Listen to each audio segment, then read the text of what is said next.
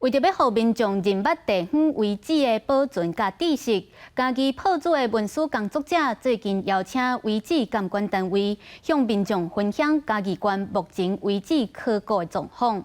除了小解考古的工作内容，嘛，互上课的民众了解地方过去的历史。考古团队的人向民众说明嘉义县目前已经发现的遗址甲即卖的状况。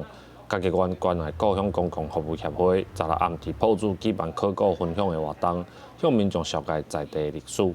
生长的地方竟然是一个史前文明的一个地方，对啊，然后与有容颜啊。那另外就是可以贡献，就是以前小时候有看过哪边的建筑物啊，或者什么，可以提供老师一些意见。真侪人唔知影伊道边啊就是遗址，因为伊会甲一寡开发行为、一寡农耕行为，这就是成年人才会去拄到的代志。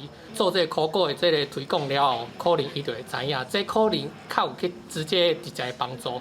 考古团队除了分享伫埔子牛大湾甲阿母寮遗址找到的文物，嘛甲现场的民众知影遗址可能会出现的物件，希望民众除了认捌考古的工课，嘛会当透过观察认捌故乡的土地。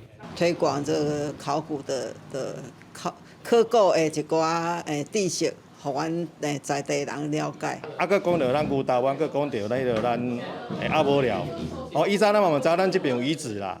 啊，即摆有咱团队伫遮时阵，互咱在地，互知影讲啊，咱做在地文化，这以后是咱的国家宝藏啦。考古团队表示，嘉义县伫日本时代有记录140多大遗址，但是即马专门管理的只有20几个。目前因的工课就是寻找这20几个有登记的遗址，随时注意降低遗址损害的可能。记者林慧婷，嘉义报道。